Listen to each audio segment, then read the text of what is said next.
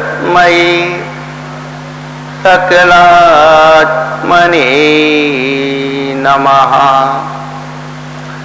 देवाधिदेव जरट श्री शीतलनाथ भगवान की, देवादित्य महावीर भगवान की, गोमटेश्वर बाहुबली भगवान की, कचरवतेश भगवान की, जन्मकोट बहुदाश्रांगमयी जनवानी माता की, कुंद कुंदाचार्य भगवान की, बेशी सदी के वर्तमाचार्य चार चक्रवर्ती अटसी सांसागर जी महाराज की, कतरी पट्टाधीश आचार्य श्रमण गुरुवसी धर्म सागर जी महाराज की, मम शिक्षा गुरुज्ञान श्रवणी आचार्य कपसी सुसागर जी महाराज की, किन कम नौ करोड़ महाराज की,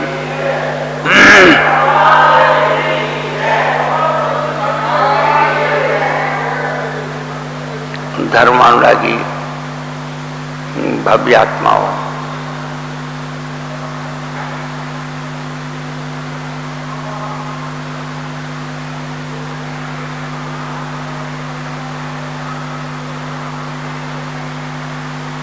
आपके पास एक पात्र में पहले से ही कुछ भरा हुआ है, उसमें भी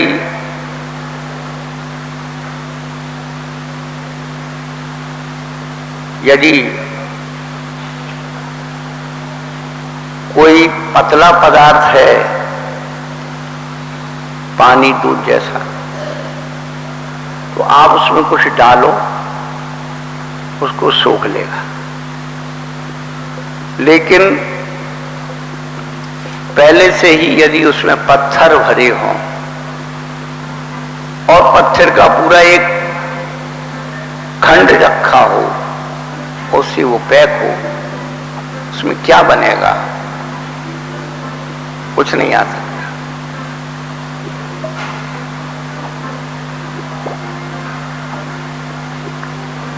उसी प्रकार से हमारा मन रूपी पात्र, उसमें से पहले ही कुछ अवधारित है,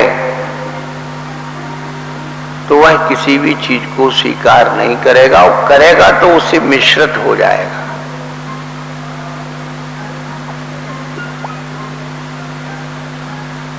इसलिए उस पात्र को खाली करने की विधि का नाम श्रद्धा है।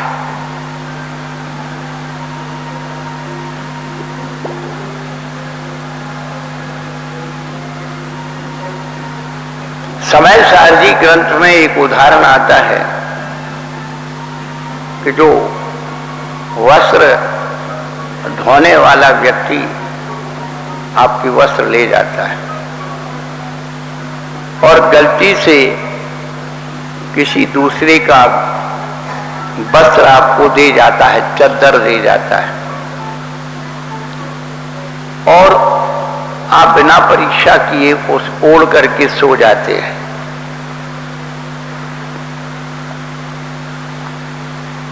और जब व्यक्ति को दूसरे घर देने जाता है, वो कहता है ये मेरा नहीं है, इसमें चिन्ह मेरा नहीं है।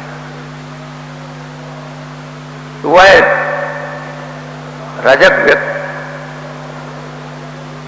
उसके घर आता है, वो कहता भैया ये चद्दर तुम्हारा नहीं है, ये बदल गया है।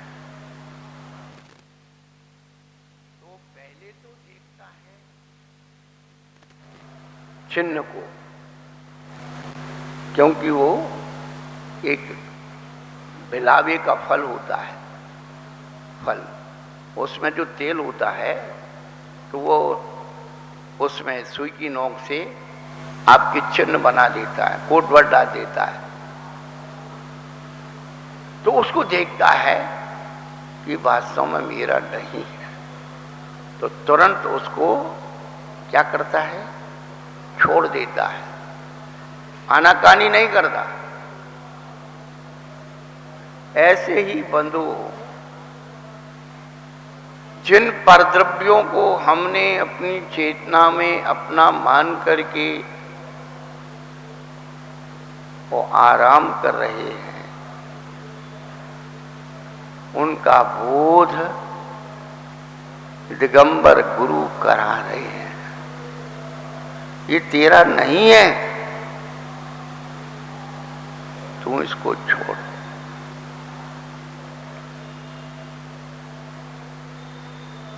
तो श्रद्धा से व्यक्ति अपने आप को खाली करता है, भक्ति से उस पात्र को मांजता है, साफ करता है कि उसमें पूर्व संस्कार ना रह जाए।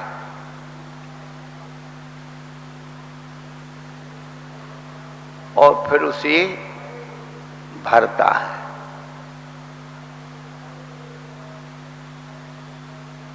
शायद हमारी चेतना में जो घृत अघृत संस्कार इकट्ठे हो गए,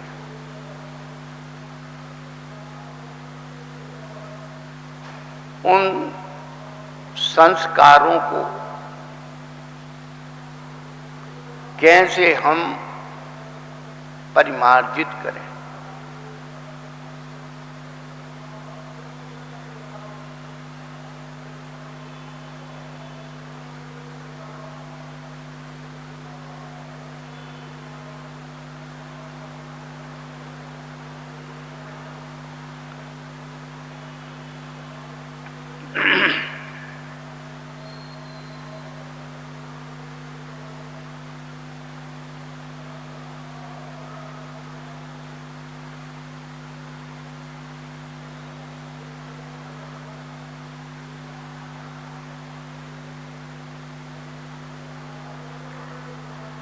जब तक हम लोग अपने पूर्व पर्यायों के संस्कारों को नहीं छोड़ेंगे, कोई अर्थ नहीं है धर्म सुनने का, कोई नहीं है पूजा पाठ प्रार्थना करने का। दर्पण देखने के बाद भी यदि चेहरे में कालमा लगी रही तो दर्पण देखने का फल क्या है? अपने आप से पूछो।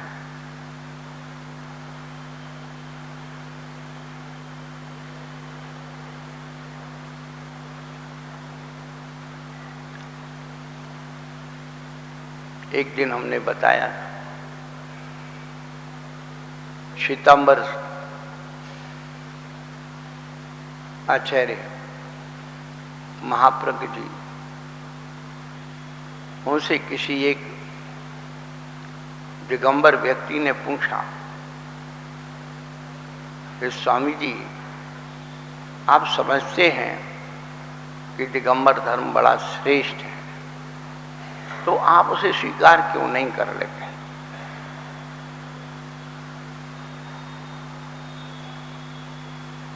महाप्रज्ञ जी ने इतना सुंदर जवाब दिया, असांप्रदायिक, जिसे असांप्रदायिक जवाब कहते हैं।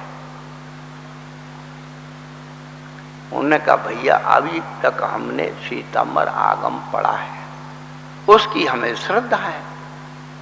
जब हम दिगंबर आगम पढ़ेंगे, उसकी श्रद्धा होगी तो हम वो मान लेंगे।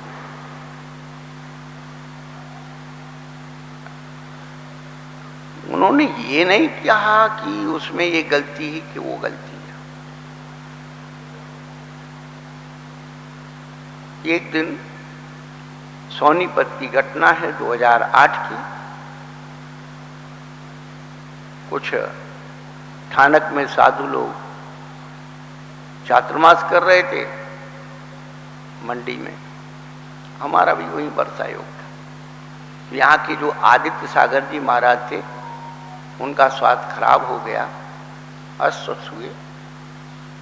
उन लोगों को मालूम पड़ी कि दिगंबर साधु संस्थाला ले रहा है, संथारा समाज, संथारा का बहुत महत्व है उनके यहाँ। वो देखने आए कि दिगंबर साधु संथारा कैसे लेते हैं।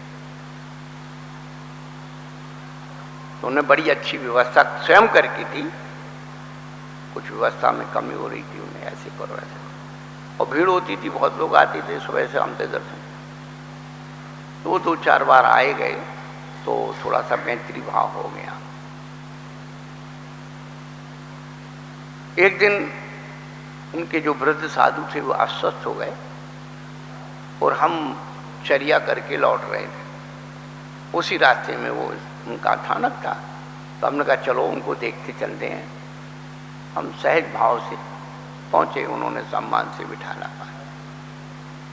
उन्होंने एक प्रश्न किया मेरे से कि स्वामी जी, जिस चौकी में आप आहार करते हो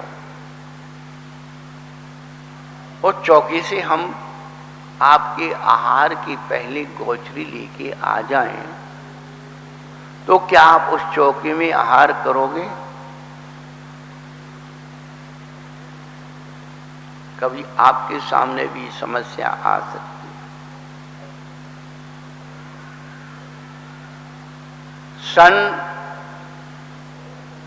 48 के बाद, 47 के बाद जब देश आजाद हो गया, 47 के बाद,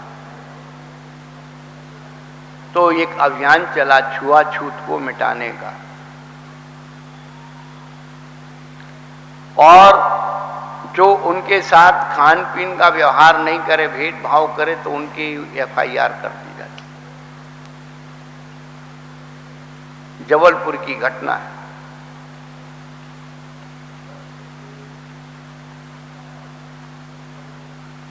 तो छोटे लोगों ने कहा कि भाई ये भेदभाव करेंगे, इनकी परीक्षा ली जाए। तो उनसे निमंत्रण दिया भोजन का। तो अच्छे लोगों ने उनका निमंत्रण मान लिया, पर एक शर्त रखी, हम आपके साथ बैठ के भोजन करेंगे, लेकिन भोजन बनाने वाले हमारे आदमी होंगे, हम जिनसे चाहे उनसे भोजन करें।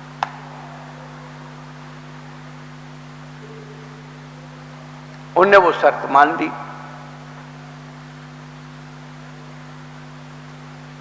अब उन लोगों ने जो भोजन बनवाया जिनसे, वो आपके यहां भी संसार में नीचा ऊंचा, नीचों में भी नीच ऊंच होता है। तो जिनके हाथ का वो लोग भोजन नहीं करते थे, उन लोगों को बुलाया बनाने के लिए, परोसने के लिए। सबको न्योता दे दिया, भैया आइए जीविए। सब बैठ गए।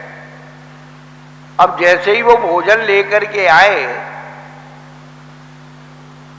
तो वो जो छोटे लोग जिनने सबके साथ खाने के लिए भावना की थी, एक एक करके उठ करके बाहर।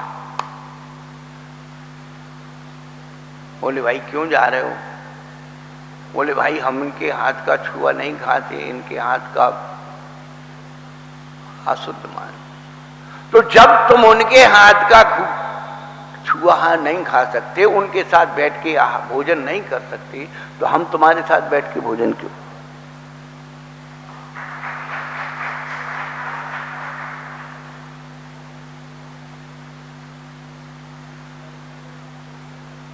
हमारे साथ जो हुआ, हम उनको मना नहीं कर सकते कि भाई ऐसा, यदि मना करते हो तो उद्दिष्ट हो जाएगा कि हमारे लिए बना था और सांप्रदायिकता हो जाएगी, और हाँ कहते तो तुम्हारा की चर्या जाएगी। हमने बड़ी प्यारी बात उनको कही, जिनवाणी की कृपा, गुरु का आशीर्वाद।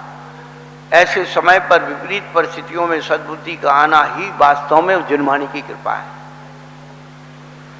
हमने महात्मा जी से कहा, महात्मा जी बिल्कुल आप हमारे आहार की पहले आप गोचरी ले आना, इतनी सी बात है। आप पैर धो के चौके में चले जाना।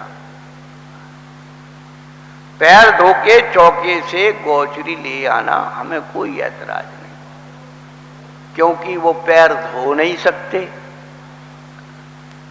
वो पैर धो नहीं सकते, पैर धोने को संगीता मानते हैं, और हम बिना पैर धोए का खा नहीं सकते। समस्या सॉल्व हो गई। कहने का अभिप्राय यही है कि जो पूर्व प्रयोग के जो संस्कार हम लोगों के अनादि काल के बसे हुए जिस धर्म जाति संप्रदाय में पैदा हुए उसका पालना है।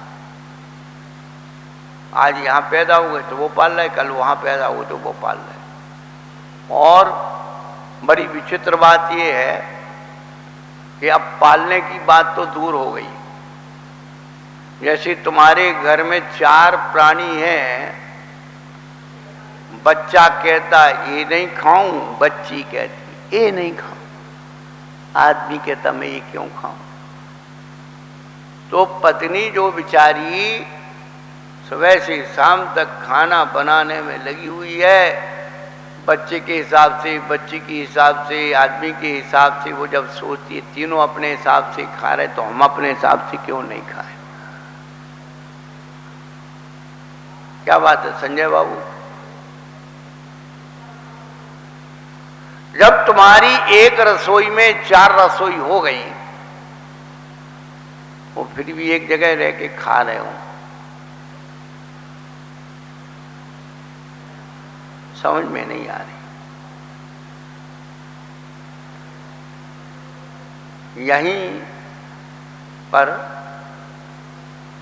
एक गार्ड साहब थे, आचार्य योगेंद्र सागर जी महाराज के समय, वो ड्राइवर थे और ब्राह्मण थे। उनका प्रवचन सुना और उन्होंने जैन धर्म स्वीकार कर लिया।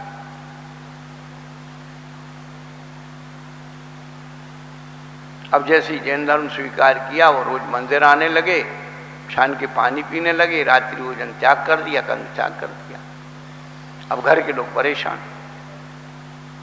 एक दिन वो मेरे पास आए कि महाराज हमारे तो बड़ी आफत हो गई। तो आपने उनसे पूछा क्या बात? बोले घर के लोग ऐसे ऐसे हो गए। तो हमने कहा कि एक बात बताओ, उनसे तुम पूछो घर के लोगों से। वो कहते थे तुमने धर्म बदल लिया, धर्म बदल लिया। हमने कहा कि धर्म कभी बदला नहीं जाता, धर्म कभी बदलता नहीं है, बदला नहीं जाता। जो बदला जाता वो धर्म नहीं होता।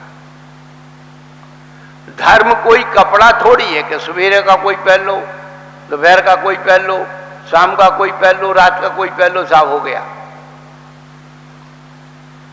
धर्म बदलता नहीं, धर्म एक ही रहता है। हाँ, धर्म का परिष्करण होता है, बदलने में तो अलग बात है और परिष्करण होने में अलग बात है। गारंटी में माल बदला जाता है और वारंटी में उसी में सुधार कर दिया जाता है। मालूम है संजय बाबू?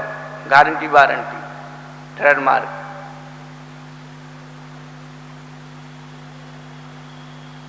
हमने उनसे पूछा कि जो तुम्हारे घर में जितने लोग हैं, तो तुम्हारे घर में जितने लोग हैं सब राम को ही मानते हैं?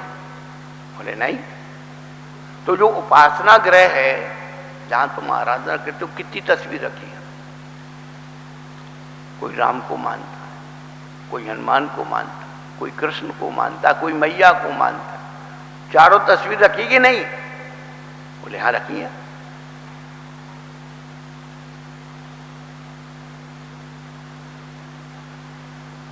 हमने कहा कि उसी के साथ एक महावीर की तस्वीर रख दी, तो तस्वीर तो आपस में नहीं लड़ रही। ये मेरी पूजा हो रही, मेरी जयकार, मेरा अर्घ चढ़ रहा है, मेरा चालीसा पढ़ा जा रहा है, इसका नहीं पढ़ा जाना। एक ही जगह रखे ना, उनकी तो आपस में लड़ाई नहीं हो रही, घर में भी लड़ाई नहीं हो रही। वो कहते भैया तुम्हारी आस्था मैया पे तो तुम करो।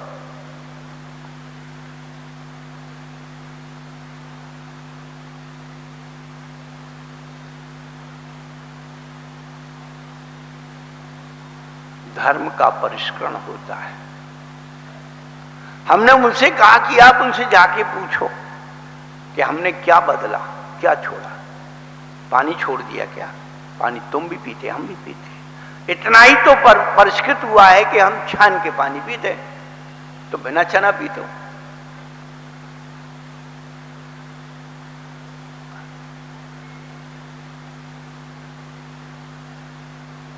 जो वस्तु रोटी तुम खाते, रोटी हम खाते, परिस्थिति क्या हुआ कि तुम रात में खा लेते हो, हमने रात का खाना छोड़ दिया, हम दिन में खाते हैं। अब इसमें क्या परेशानी है साहब? तुम कंद, लहसुन, प्याज, शकरकंदी खाते हो, हमने ये तो नहीं कहा कि तुम सब बंद करो, हम तो तुमसे नहीं लड़े, भाई तुम जो बना के खाओ खा लो, हम तो अपने नमक रोटी से खा लेंगे, दाल से कड़ी से खा लेंगे।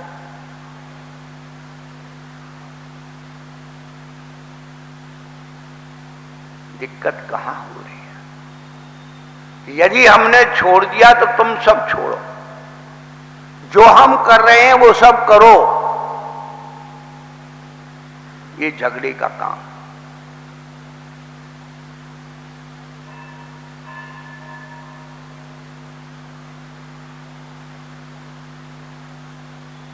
बात यह है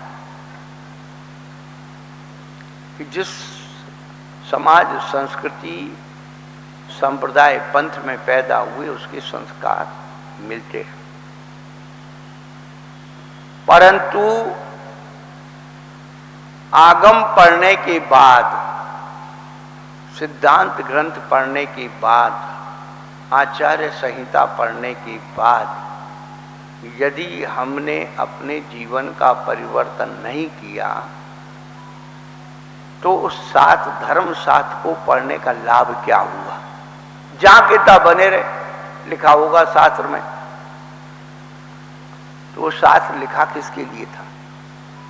पूछो अपने आप से, ये शास्त्र किसके लिए लिखे गए थे? ये हम सब के लिए लिखे गए। उन्हें अपने लिए नहीं लिखा था क्या? तुम्हारे पापा जी की, तुम्हारे बाबा जी के जमाने के खाते बही रखे हैं,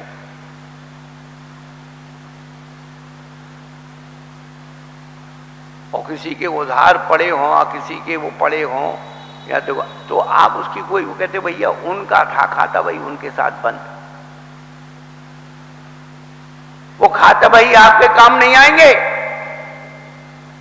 लेकिन ये खतौनी है ना, खाता भाई आगम की पीढ़ी तक काम आएगी। जब तक आपके घर में जिंदा धर्म जिंदा रहेगा तब तक ये काम आएंगी।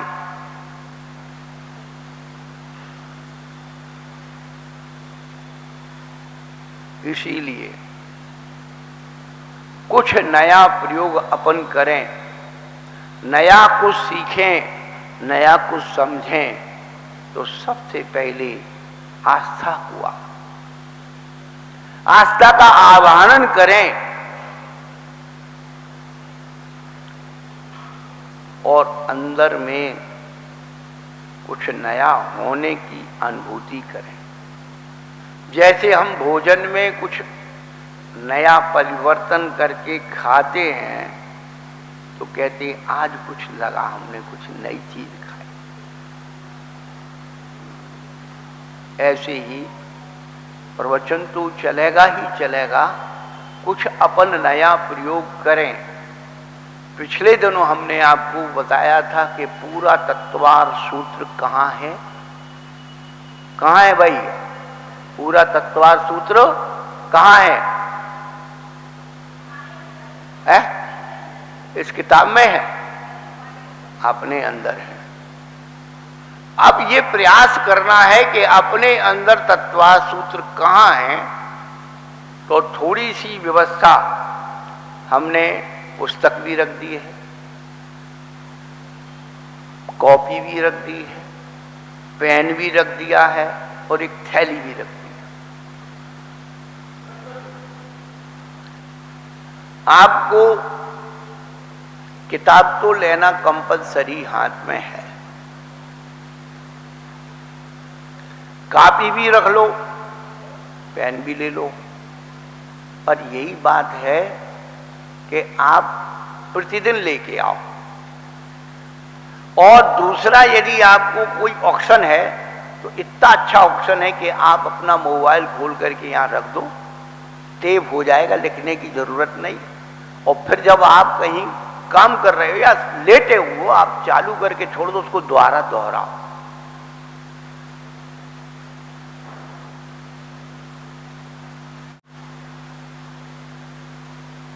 आपके अंदर तत्वार सूत्र पैदा करना है। अभी तक हम आपकी ये खेत की सफाई कर रहे थे, देख रहे थे रुचि कितनी, किनमें क्या कैसी है। अब कुछ नया प्रयोग, प्रतिदिन अपन उस तत्वार्थ सूत्र के बारे में जो बिल्कुल अपने निकट है, अपने अंदर विद्यमान है, नहीं अभी ले लो, बाद में रख के चले जाना। ये नहीं कह रहा हूं कि आप जो है अपने घर ले जाओ, जहां पढ़ो यहीं रख दो, और घर ले जाना हो अभ्यास के लिए घर भी ले जा सकते हो, और रोज ले जाना तो रोज ले जाओ, पर कम से कम उसे एक बार अपनी आंखों से पढ़ लो और कानों से सुन लो। किसी के पास चश्मा नहीं हो तो चश्मा भी दे दें।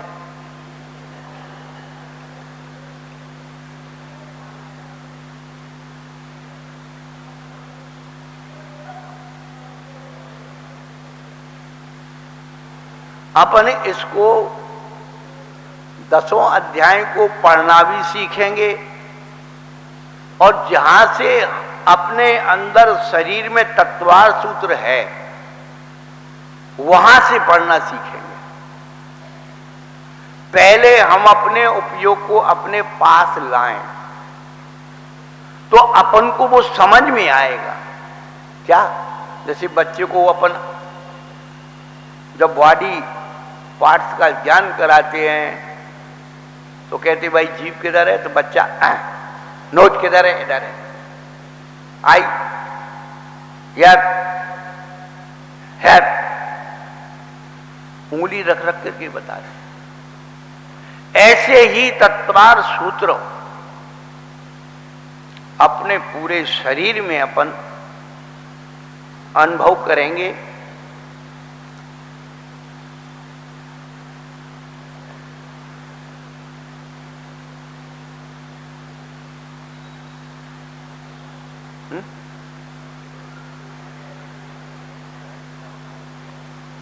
कोई बात नहीं,